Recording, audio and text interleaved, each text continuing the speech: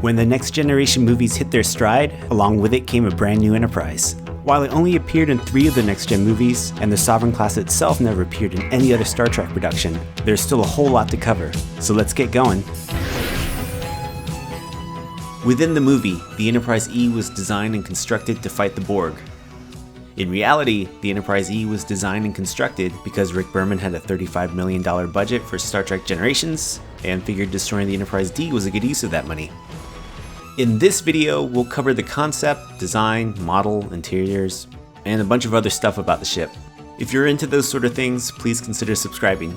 That'd help me get this stupid plaque from YouTube that no one would care about, especially my dad. How disappointing. With that said, your time isn't going to waste itself, so let's get going. This is the Enterprise E. The earliest mention of the Enterprise E was in the TNG Technical Manual published in 1991. It offered a few design concepts and referred to this class as being the Nova class. Though all of this was just in-world fiction and mainly just to fill pages in the book, none of this was considered the actual direction that they were going with for the next Enterprise. Nonetheless, this was the first official mention of the ship. The Nova class name would later be used for the USS Equinox and Voyager. An illustrator during the first season of DS9, Richard Delgado, sketched an idea for what the next Enterprise could look like. From what I can tell, this sketch was done in about 1992, so while TNG was still on the air. This was most likely just an exercise and him just messing around because he was probably sick of doing his work sketching out design concepts for DS9. Though behind the scenes crew still found it interesting enough to slip it into the DS9 technical manual, which is where I got this picture. Flash forward a few years to 1994, where the Enterprise D is destroyed in Generations. At the end of that production, the model handlers relabeled the Galaxy-class model with NCC 1701E. This wasn't necessarily evidence that the Galaxy-class model would be used for the Enterprise E. It's probably just a combination of them amusing themselves and maybe a just-in-case sort of move. Like if Marina Sirtis' salary demands were ridiculous for the next movie, leaving them no money for a new Enterprise. Who knows? Sometime later, when it became clear that the next Star Trek movie would have a new Enterprise, some longtime Star Trek visual effects artists started sketching some concepts. Some of these are pretty out there, but that's the beauty of concept art, where you get to experiment with different ideas. Most probably won't make it into the final design, but you never know. Sometimes certain design elements do make it into the final ship on some level. These in particular were done by Bill George, John Knoll, and Mark Moore. The actual work on the Sovereign-class Enterprise E didn't officially begin until August 1995, when prolific Star Trek artist John Eaves was tasked with drafting concepts for what would become the next Enterprise. And to put this in a time frame, this is about 1 year after Voyager's design was finalized. Eaves started with sketching a bunch of different shapes to show to the producers to figure out which direction they wanted to move in. His first pass involved taking the Galaxy class and stretching it out. From here, he began incorporating starship elements he liked, such as these horizontal lines like the Excelsior had, then longer nacelles like the original Enterprise. The impulse exhausts were really enlarged over the Enterprise D. It looks like they carried over straight from the Enterprise B, which Eaves also designed. The E's defining design element came very early in the process. In a 2016 article from StarTrek.com, Eaves explained that he wanted the neck portion of the ship to be sturdier. This was a response to Khan exploiting it in Star Trek II. Eaves stated, "That started the idea of a thick neck that tapered into the saucer, effectively eliminating the danger zone on the new E." This is illustrated well in these drawings from October 1995, which was about 2 months into the design process. The front view shows a very gradual taper of the secondary hull into the saucer. Also interesting to notice, at this point they were experimenting with using moving nacelles to indicate whether the ship was at warp or at impulse. But this idea was nixed to avoid any similarities with the USS Voyager. Around this point, you can start to notice the design moving away from the Enterprise D. The forward angled nacelle struts that sweep out of the body like the Enterprise D caught the eye of set designer Fritz Zimmerman. He said to Eaves that this makes the ship look like a Thanksgiving turkey in a pan, and that's just fucking gross. So he flipped them around and the design process moved forward with rearward angled pylons. Well, turkey platter, what do you say we go to work? Around this time, the length of the ship was determined. This is a scale created by Doug Drexler to display how the E compared to the others. Notice here that the working title of the movie is Star Trek Resurrection. Maybe it had something to do with Easter? I don't know. Along the way, ILM model makers were brought on to collaborate with fine-tuning the design. One notable area that the model makers contributed are the Bizarre collectors. Eves left this area an open-ended cone, similar to the ones on the Enterprise D. He also said that this was intentional to welcome new ideas. The model makers added this front housing, and that's what we got on the final design. Speaking of that, it was decided early on that the Enterprise would get a toy to coincide with the release of the new movie. Being how things work, the toy makers had to work from concept art since the actual design wasn't finished yet. Which is how we got this. This toy only vaguely resembles what we got in the movie. Though it's neat that we got something based on concept art, which doesn't happen all the time. At a quick glance, you can see how the impulse exhaust is just one giant piece where the shuttle bay should be, instead of two separate pieces on the side. I could do a video on this thing if you want, just, let me know. In January 1996, the design was finalized so that the model makers could begin construction. The end result would be a smaller, sleeker ship compared to the D, which was massive to accommodate families on deep space exploration that could last years. This Enterprise was for border patrol, I guess. Our orders are to patrol the neutral zone. Can anyone remember when we used to be explorers? No families either. You can't have kids getting assimilated by the Borg. We are the Borg. Oh, that's a bummer.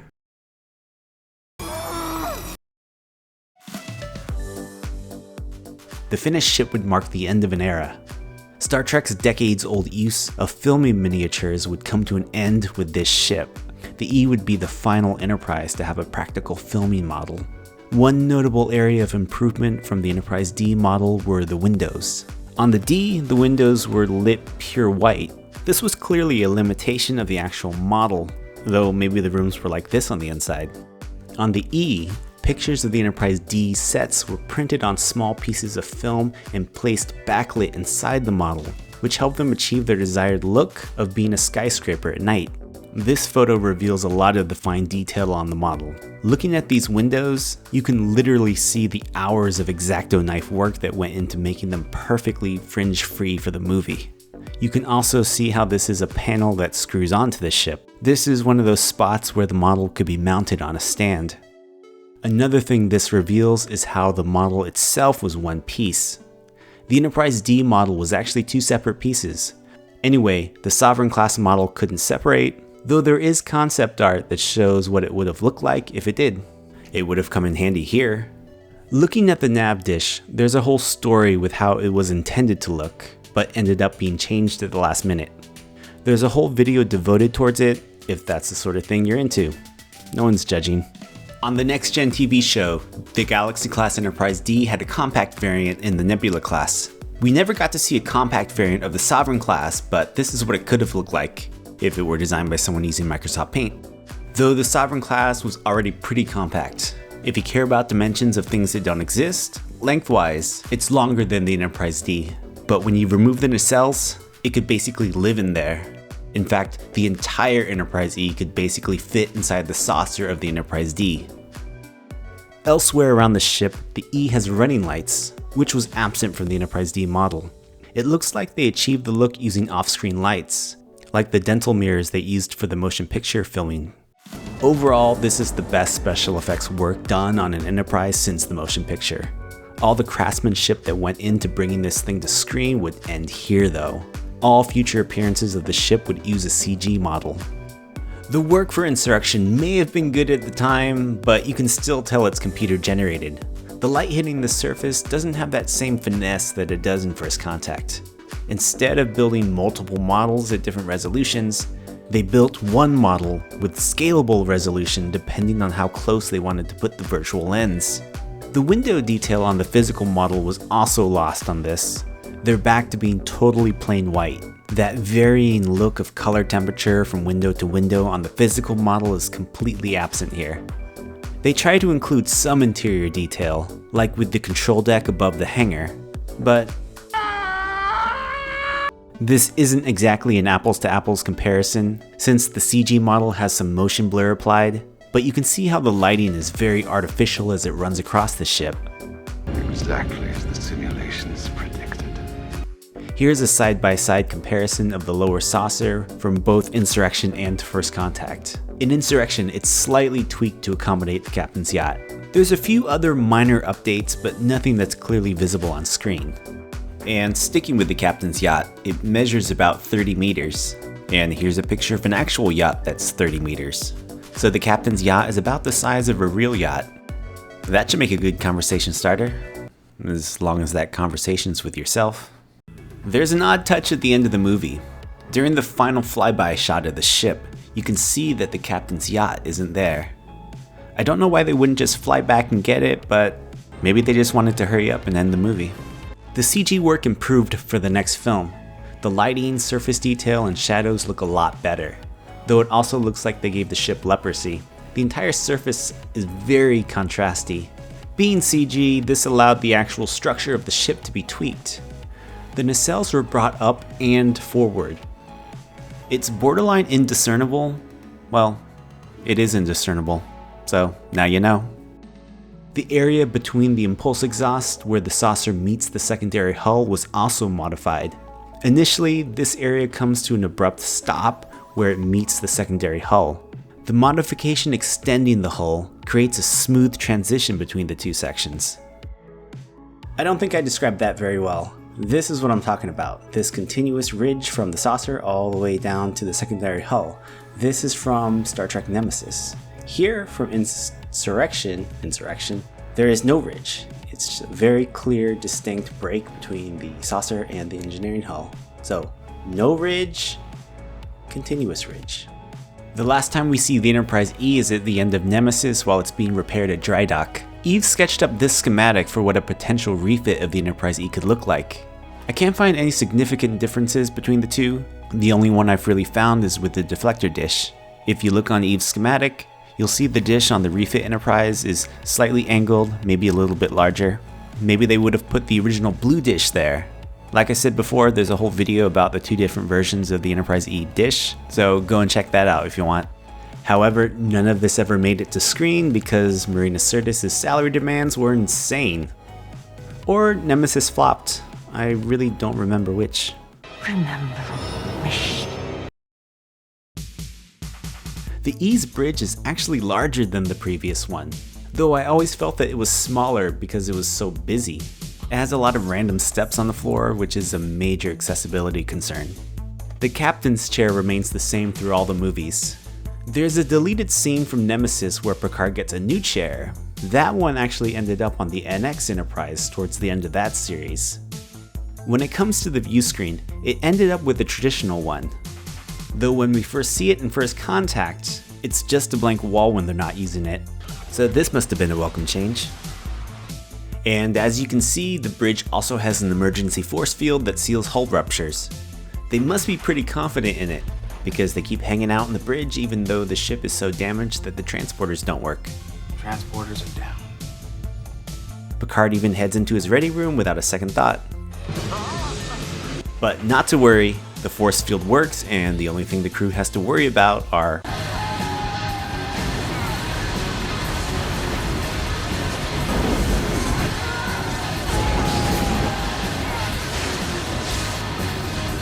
Careful, the next rock is loose! In Insurrection, we discovered that the ship can be steered via joystick. It appears during the big ship battle scene. It looks like a Gravis Blackhawk, in case that means anything to you, and it just pops up out of nowhere. Kinda like Worf. Captain, Mr. Worf. The conference room was a heavy redress of the Enterprise Ds. It might be the only thing from the Enterprise D that wasn't destroyed after Generations. Fitting, because this set was actually redressed back to the Enterprise D's conference room for the final episode of Enterprise. The turbolift was a reuse too. Here's a picture of the bridge set in the studio.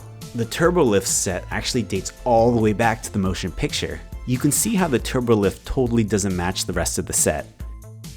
10 forward, or whatever they call it on the Enterprise E, never appears on screen. Insurrection featured a reception lounge, but that was towards the aft of the ship. You can see it on the turbolift panel here. Yeah, I hate using my time wisely too. A mess hall appeared in the deleted scene from Nemesis. It looks like a redress of Voyager's, which is a pretty big downgrade. I guess they didn't want to fork out the cash for a better set. Whatever, it's gone. along with Guinan probably. Some other quirks from the ship's interior. The escape pod hatches look like Thule cargo carriers, because they're probably Thule cargo carriers. There's a sequence in Insurrection where they were going to eject the warp core, only to have those shots cut out. Eject the core! I just did. Though it resulted in giving Geordi something cool to say, so it doesn't really matter. I guess you could say it anti-matters. That was not funny. Just in case you're still watching, these are some miscellaneous factoids about the ship. And I'm going to start with one that has nothing to do with the ship. In First Contact, the dialogue, "The line must be drawn here," uses a different take of it in the teaser trailer. The line must be drawn here. The line must be drawn here.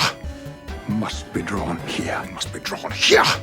Thus far, the E's final appearance went down in the comic miniseries Star Trek Countdown.